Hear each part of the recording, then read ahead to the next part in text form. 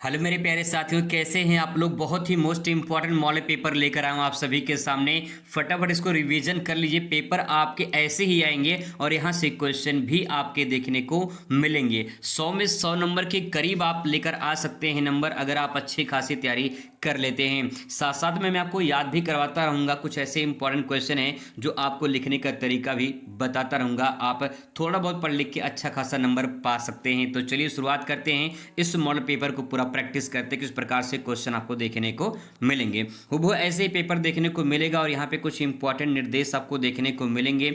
जैसे यहाँ पे प्रश्न संख्या जो 1 रहेगा वो बहुविकल्पीय क्वेश्चन रहेगा, इसमें 5 खंड रहेगा, ठीक है। नहीं, 5 बहुविकल्पीय क्वेश्चन आपसे पूछा जाएगा। फिर 2 से लेकर 6 जो है आपका निश्चित उत्तरीय प्रश्न होगा, जिसका उत्तर निश्चित होगा, उसका 1 या 2 लाइन में जो है आपको आंसर फिनिश कर देना है। यहाँ पे फिर 7 से लेकर 12 तक आपको अति लघु उत्तरीय प्रश्न देखने को मिलेगा, जिसका उत्तर आपको 25 शब्दों में लगभग लिखना होगा। फिर यहाँ पे 13 से लेकर 18 तक लघु उत्तरीय प्रश्न होगा, फिर इसका जो है उत्तर आपको यहाँ पे 50 शब्दों में लगभग लिखना होगा। फिर इसके बाद 19 से लेकर 21 तक आपके लॉन्ग क्वेश्चन होंगे, जिसका उत्तर आपको लगभग 250 शब्दों में लिखना होगा, ठीक है। तो ये तो रहा पेपर पैटर्न, किस प्रकार से क्वेश्चन आते हैं और कितने शब्दों में लिखना है। बात करते हैं बहुविकल्पीय क्वेश्चन की। पहला क्वेश्चन यहाँ पे है कि भारत का पहला विश्वविद्यालय कहाँ खोला गया था। तो भारत का पहला विश्वविद्यालय कलकत्ता में खोला गया था, बनारस में खोला गया था, या फिर जो है आगरा या फिर मुंबई में। तो इसमें जवाब आपका कलकत्ता हो जाएगा। 1857 में जो है पहला विश्वविद्यालय कलकत्ता में खोला गया था, ठीक है। आगे यहाँ पे नेक्स्ट दूसरा क्वेश्चन है, भारत का राष्ट्रीय साक्षरता मिशन की स्थापना कब हुई थी। 1948 में, 1966 में, 1953 में, 1986 में। तो यही आपका डी वाला यानी चौथा जो ऑप्शन है वही आपका राइट आंसर हो जाएगा। 1986 करेक्ट आंसर रहेगा।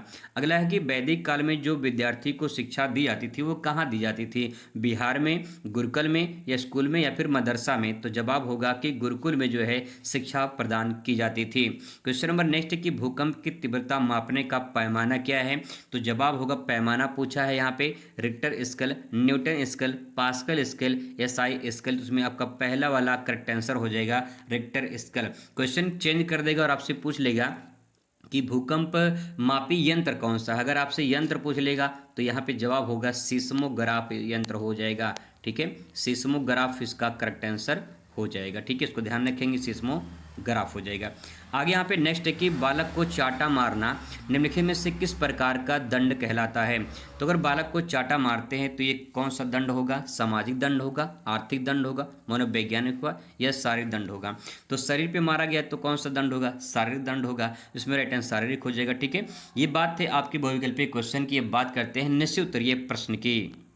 आइए बात करते हैं निश्चित उत्तरीय प्रश्न की, जिसके लिए आपको यहाँ पे 1 अंक मिलेगा। 10 शब्दों में लगभग उत्तर आपको लिखना है। क्वेश्चन जैसे कि पूछा जाएगा, किसने कहा है ज्ञान और अभिवृत्ति की प्राप्ति ही अधिगम है। ये किसने कहा है, ऐसा क्वेश्चन पूछा जाएगा। एशियंट विजडम किताब के लेखक कौन है।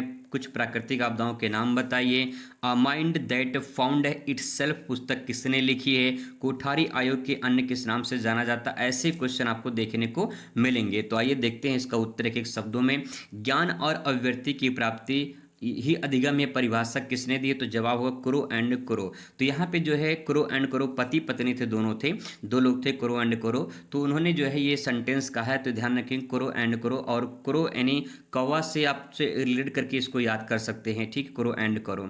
अगला यहाँ पे एशियंट विजडम जो है पुस्तक किसने लिखा। तो जवाब होगा एनी बेसेंट ने लिखा है, ठीक है। यहाँ पे एशियंट विजडम है तो एशियंट ए यहाँ पे लिखा है, ए से एनी बेसेंट हो जाएगा, ए से एशियंट हो जाएगा। तो इसको रीड करके आप याद कर सकते हैं। आगे यहाँ पे कुछ प्राकृतिक आपदाओं के नाम बता दीजिए। तो यहाँ पे भूकंप है, सुनामी है, ज्वालामुखी विस्फोट है, ये कुछ प्राकृतिक आपदा यहाँ पे लिख सकते हैं। इसके बाद कह रहा है क्वेश्चन कि a mind that found self it, पुस्तक जो है इटसेल्फ के पुस्तक लेखक कौन है। तो जवाब हुआ क्लिफोर्ड बियर्स जो है इसके लेखक हो जाएंगे, ठीक है, क्लिफोर्ड बियर्स। तो बियर्स के नाम से इनको ध्यान रखेंगे, it mind that found self, ठीक है। आगे यहाँ पे नेक्स्ट है, कोठारी आयोग को किस नाम से जानते। तो राष्ट्रीय शिक्षा आयोग के नाम से जाना जाता है कोठारी आयोग को। अब इसके बाद जो है आपको यहाँ पे लघु उत्तरीय प्रश्न देखने को मिलेंगे, जिसका उत्तर आपको यहाँ पे लगभग 25 शब्दों में लिखना होगा। 4 अंक आपको यहाँ से मिलेंगे, नंबर ज़्यादा मिलेगा, कम लिखना पड़ेगा आपको, तो लेकिन तरीके से लिखेंगे तब पूरा नंबर आपको मिलेगा। जैसे क्वेश्चन में पूछा कि वैदिक कालीन शिक्षा के 2 देशों की विवेचना कीजिए, तो 2 देशों के बारे में आपको बताना रहेगा। अवप्रेरणा की शैक्षिक उपयोगिता क्या है, यहाँ पे पर्यावरण शिक्षा की प्रमुख विशेषताओं का उल्लेख कीजिए, ऐसा क्वेश्चन देखने को मिलेगा। ऑपरेशन ब्लैक बोर्ड योजना के मुख्य बिंदु क्या है, प्राकृतिक आपदा का अर्थ क्या है, मानसिक स्वास्थ्य के उद्देश्य को बताइए। तो इस प्रकार से क्वेश्चन आपको देखने को मिलेंगे। तो यहाँ पे देखिए वैदिक कालीन शिक्षा के 2 देशों की विवेचना कीजिए, तो आप इसमें लिखेंगे वैदिक कालीन के बारे में। इसमें लिखेंगे वैदिक कालीन शिक्षा मुख्य रूप से भारत में विकसित हुई, लेकिन इसके प्रभाव कुछ अन्य देशों में भी पड़े हैं। यहाँ भारत और चीन के प्राचीन शिक्षा प्रणाली की तुलना की गई है। 2 देशों के बारे में पूछा गया है, तो भारत और चीन के बारे में यहाँ पे बताया गया है। तो पहले हम यहाँ पे भारत के बारे में चर्चा करेंगे। भारत की वैदिक शिक्षा प्रणाली कैसी थी, तो उसमें लिखेंगे शिक्षा का मुख्य उद्देश्य धर्म, नैतिकता और आध्यात्मिक से जुड़ा था, यानी इसका विकास करना था शिक्षा का मेन उद्देश्य। दूसरा पॉइंट इसमें विद्यार्थी गुरुकुल में ही गुरुकुल प्रणाली में अध्ययन करते थे, जहां गुरु के सानिध्य में रहते थे, यानी गुरु के आश्रम में रहते थे, गुरु की सेवा करते थे, वहीं पे शिक्षा ग्रहण करते थे। वहीं बात करें अगर चीन में, तो यहाँ पे देख पाएंगे चीन में कन्फ्यूशियस शिक्षा प्रणाली थी। कन्फ्यूशियस शिक्षा प्रणाली का मतलब ये है शिक्षा का उद्देश्य नैतिकता, अनुशासन, प्रशासनिक ज्ञान प्रदान करना होता था। दूसरा, विद्यार्थी सरकारी परीक्षाओं के लिए अध्ययन करते थे और जिससे अन्य सरकारी पद प्राप्त होते थे। तो इस प्रकार से चीन में शिक्षा प्राचीन काल से ही दी जाती थी। ठीक है, आगे यहाँ पे देखिए नेक्स्ट क्वेश्चन यहाँ पे है कि अवप्रेरणा की शैक्षिक उपयोगिता क्या है। तो अवप्रेरणा यानी मोटिवेशन के बारे में बात हो रही है, तो उसमें लिखेंगे अवप्रेरणा शिक्षा में एक महत्वपूर्ण भूमिका निभाती है, क्योंकि छात्रों को सीखने के लिए प्रेरित करती है। यानी जो मोटिवेशन होता है उसका शिक्षा में क्या योगदान है, ये आपको इसमें बताना है। तो पहला इसमें लिखेंगे इसकी शिक्षा में क्या उपयोगिता है, सीखने में रुचि को बढ़ाता है। जो मोटिवेशन होता है जो अंदर से आता है वो सीखने में रुचि बढ़ाता है। जैसे कि जब छात्र प्रेरित होते हैं तो विषय में उनकी रुचि होती है। जैसे आपको किसी को गाने में रुचि है, किसी को डांस करने में है, किसी को खेलने में रुचि है, किसी को घूमने में रुचि है, बहुत लोग को पढ़ने में रुचि होता है, लेकिन बहुत कम लोग होते हैं। तो इस प्रकार से जो इंटरेस्ट आता है वो कैसे आता है, मोटिवेशन से आता है। ठीक है, आगे यहाँ पे दूसरा देखिए उद्देश्य निर्धारण। उद्देश्य निर्धारण का मतलब यहाँ पे ये है कि छात्रों को अपने शैक्षिक लक्ष्य के लिए निर्धारित करने में मदद करता है कि लक्ष्य में, जैसे मान लो आपका 9 मार्च को पेपर है, तो 9 मार्च से पहले आपकी पूरी तैयारी हो जानी चाहिए, तभी तो जो है आप अच्छा नंबर लेकर आ पाएंगे। तो आपका लक्ष्य क्या है, 9 मार्च से पहले आपकी पूरी तैयारी हो जानी चाहिए। ठीक है, आगे यहाँ पे सकारात्मक व्यवहार, इसमें आप ले सकते हैं कि प्रेरित छात्र आधुनिक, अनुशासित और परिश्रमी होते हैं। तो अंदर से जो मोटिवेशन आता है सकारात्मक व्यवहार में परिवर्तन लाता है। आगे यहाँ पे सृजनात्मक और नवाचार। नवाचार करना होता है नई नई चीज सीखना, उसमें शामिल होता है। यह छात्रों को रचनात्मक सोचने और समस्याओं को समाधान करने के लिए योजना में सहायक करता है और नई नई चीज़ों को सीखने में मदद प्रदान करता है। ठीक है, नेक्स्ट है अकादमिक प्रदर्शन सुधारना, यानी प्रेरित छात्र जो होते हैं उन्हें परीक्षा में बेहतर प्रदर्शन करने के लिए अंदर से एक मोटिवेशन पैदा करता है। ठीक है, तो इस प्रकार से इसके बारे में ले सकते हैं। अगर आपको पूरा का पूरा नंबर चाहिए तो आप इसमें एक काम कर सकते हैं, एक छोटा सा डायग्राम यहाँ बना सकते हैं। इस प्रकार से डायग्राम बना के इसको अच्छे से अपने शब्दों में आप प्रेजेंट कर देंगे, पूरी तरह से बढ़िया अंक आपको प्राप्त हो जाएगा। बोर्ड खुद कहता है कि आपने जो है क्वेश्चन को, अपने उत्तर को फ्लो चार्ट में, डायग्राम में कन्वर्ट करिए, अच्छे से बना कर लिखिए, बढ़िया नंबर आपको मिलेगा। ठीक है, अगले प्रश्न की बात करते हैं, पर्यावरण शिक्षा की प्रमुख विशेषताएं बताइए। तो आप इसमें लिखेंगे पर्यावरण शिक्षा, एनवायरमेंटल एजुकेशन का उद्देश्य लोगों में पर्यावरण के प्रति जागरूकता और सतत विकास की भावना विकसित करना। इसकी प्रमुख विशेषताएं यहाँ पे दी गई हैं, एक एक करके समझने का प्रयास करते हैं। इसे आप चाहें तो एक डायग्राम में भी कन्वर्ट कर सकते हैं। डायग्राम बना के इसको अच्छे से अगर आप लिख देते हैं तो पूरा का पूरा अंक आपको यहाँ से प्राप्त हो जाते हैं।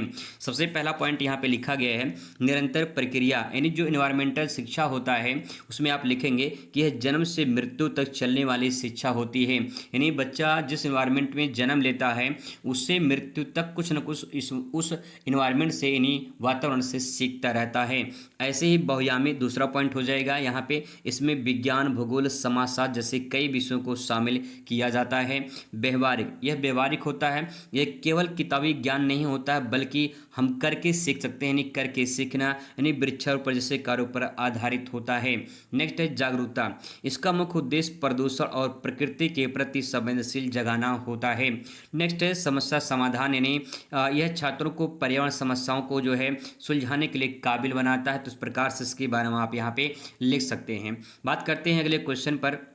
एक पॉइंट और यहाँ पे संसाधनों का संरक्षण करना, यह सिखाते हैं कि बिजली, पानी और पेड़ों के लिए भविष्य के लिए कैसे बचाना चाहिए। ठीक है।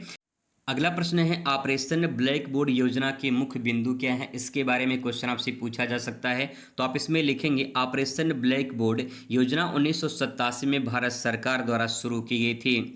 इसके मुख्य बिंदु निम्नलिखित हैं। जैसे पहला पॉइंट है प्राथमिक विद्यालय में न्यूनतम सुविधाएं प्रदान करना, जैसे फर्नीचर, शौचालय, पेयजल, पुस्तकालय, इन सब की व्यवस्था प्रदान करना। दूसरा पॉइंट आप इसमें ले सकते हैं कि प्रत्येक विद्यालय में कम से कम 2 शिक्षक और एक महिला शिक्षक की नियुक्ति होनी चाहिए। नेक्स्ट इसमें है कि शिक्षण सामग्री जैसे कि ब्लैक बोर्ड, शैक्षिक उपकरण, इन सब की भी उपलब्धता होनी चाहिए। नेक्स्ट बालिका शिक्षा को बढ़ावा देने के लिए विशेष उपाय किए जाने चाहिए। तो इस प्रकार से ये इसका उद्देश्य हो जाएगा। ठीक है, कुछ मुख्य बिंदु हो जाएंगे।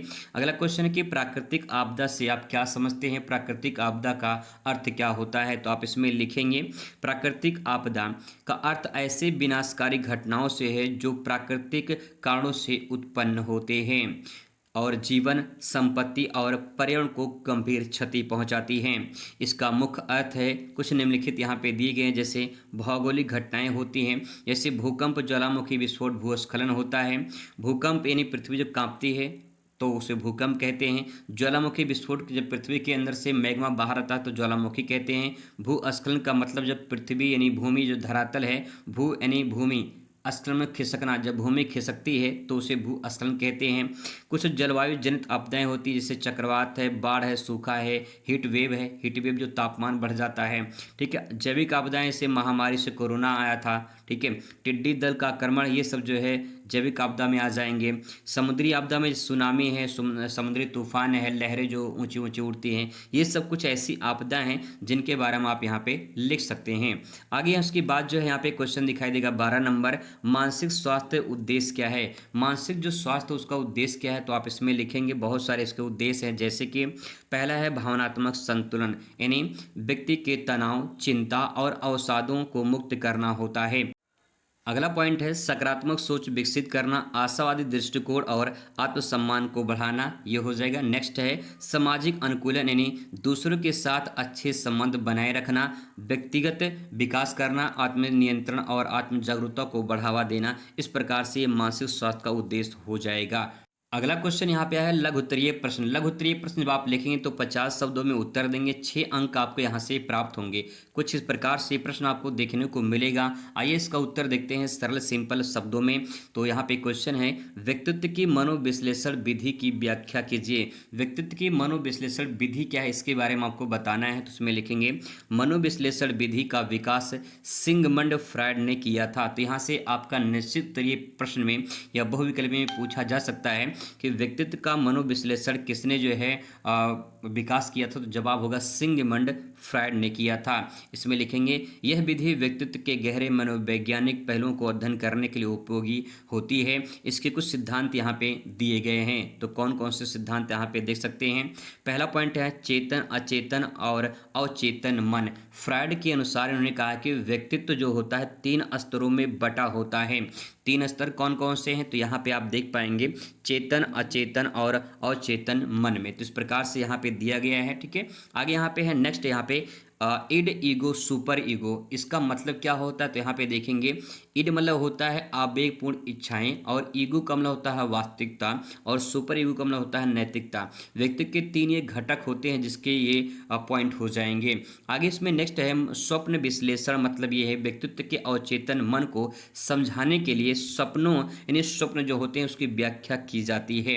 आगे यहाँ पे मनोविश्लेषणात्मक चिकित्सा, इसमें आप लिखेंगे कि बचपन के जो अनुभव होते हैं वो दबी हुई इच्छाओं को अध्ययन कर मानसिक समस्याओं को समाधान किया जाता है। तो इस प्रकार से इसके बारे में आप लिख सकते हैं। फिर इसके बाद यहाँ पे क्वेश्चन नेक्स्ट है कि शैक्षिक निर्देशन के 2 महत्व बताइए।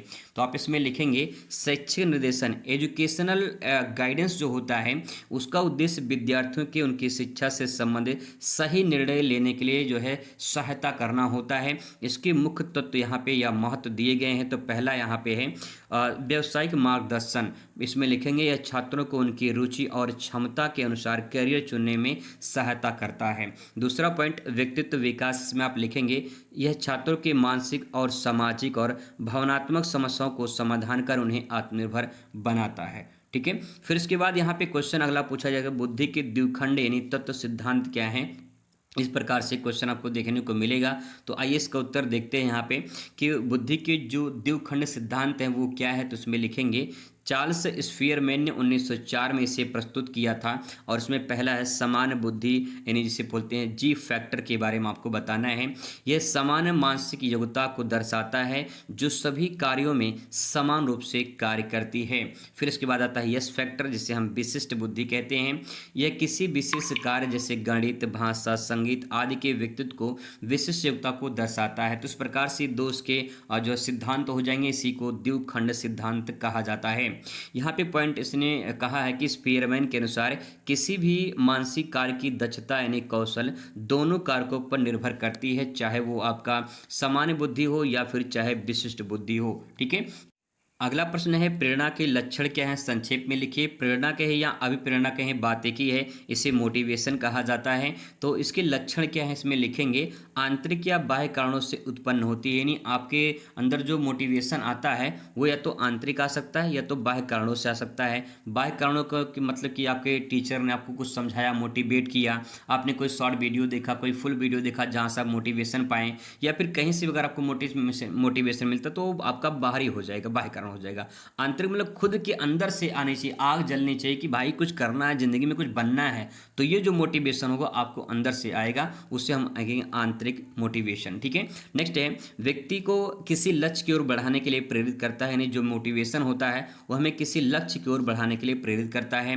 निरंतरता जो है वो हमारे अंदर उत्पन्न करता है, यानी क्रियाशीलता बनाए रखती है। ठीक है, नेक्स्ट है व्यक्तिगत इच्छाओं और आवश्यकताओं को प्रभावित करती है और व्यवहार की दिशा भी प्रदान करती है। तो इस प्रकार से मोटिवेशन कुछ लक्ष्य या लक्षण हो जाएंगे या विशेषता हो जाएगी। ठीक है, आगे यहाँ पे नेक्स्ट है जनसंख्या शिक्षा की समस्या बताइए। तो जनसंख्या शिक्षा की क्या समस्या है। जनसंख्या शिक्षा यानी पॉपुलेशन एजुकेशन का उद्देश्य जनसंख्या वृद्धि से उत्पन्न समस्याओं के प्रति लोगों को जागरूक करना, यही जनसंख्या समस्या है और जनसंख्या शिक्षा समस्या है। इसके कुछ निम्नलिखित जो है समस्या दी गए हैं, जैसे कि सामाजिक एवं सांस्कृतिक बाधाएं, जो पारंपरिक मान्यताएं हैं और रूढ़िवादी सोच है, इनसे जनसंख्या नियंत्रण में बाधा उत्पन्न होती है।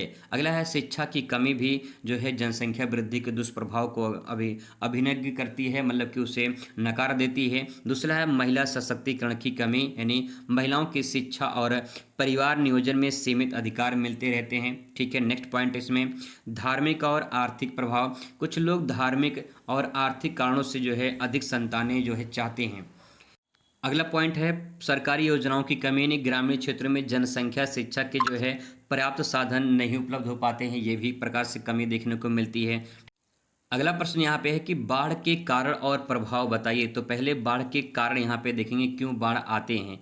तो सबसे पहला पॉइंट है जब अत्यधिक वर्षा होगा, भारी बारिश होगा तो नदियाँ उफान पर आ जाती हैं, नदी में पानी ज़्यादा हो जाता है तो उससे बाढ़ आ जाती है, सिंपल। ठीक है, वनों की कटाई, इसमें आप लिख सकते हैं कि जंगलों की कमी से जल अवशोषण कम हो जाता है, यानी जल जो है सोखने की क्षमता कम हो जाती है, तो इस प्रकार से भाई बाढ़ आएगा ही। ठीक है, नेक्स्ट है जल निकासी की कमी, यानी खराब जल निकासी के जो कारण जो है वो शहरों में क्या आता है, बाढ़ समस्या उत्पन्न हो जाती है। अगला पॉइंट है बांध का टूटना, अगर बांध टूट जाता है तो उसके कारण जो है बाढ़ आ सकते हैं, ये सब कारण हो जाएंगे। ठीक है, ग्लोबल वार्मिंग भी सबसे बड़ा कारण माना जाता है, जिससे जलवायु परिवर्तन हो रहा है, समुद्र का स्तर बढ़ रहा है, तो ये सब भी बाढ़ के कारण माने जाते हैं। अब इसके प्रभाव क्या हैं, तो प्रभाव आप यहाँ पे लिख सकते हैं कि इससे जीवन की हानि होती है, यानी बाढ़ में हजारों लोग मारे जाते हैं, धन और जन की जो है हानि होती है, संपत्ति का नुकसान होता है, घर सड़कें फसलें नष्ट हो जाती हैं, स्वास्थ्य समस्याएं उत्पन्न हो जाती हैं, आर्थिक संकट उत्पन्न हो जाता है, पर्यावरण प्रभावित हो जाता है, तो इस प्रकार से अपने सेंटेंस उसके बारे में लिख सकते हैं। सिंपल क्वेश्चन है। इसके बाद यहाँ पे लॉन्ग क्वेश्चन आपका शुरू होगा। लॉन्ग क्वेश्चन जो है 10 नंबर का क्वेश्चन आपको देखने को मिलेगा। कुछ इस प्रकार से प्रश्न देखने को मिलेंगे, जैसे कि माध्यमिक शिक्षा आयोग यानी मोदालियर कमीशन पर संक्षिप्त निबंध लिखिए। अगर आपको वो नहीं आ रहा तो अथवा करके यहाँ पे क्वेश्चन आपको मिल जाएगा, जैसे कि उपलब्धि परीक्षण के संप्रत्यय की व्याख्या कीजिए, बुद्धि और उपलब्धि परीक्षण के जो है अंतर बताइए, ऐसा क्वेश्चन देखने को मिलेगा।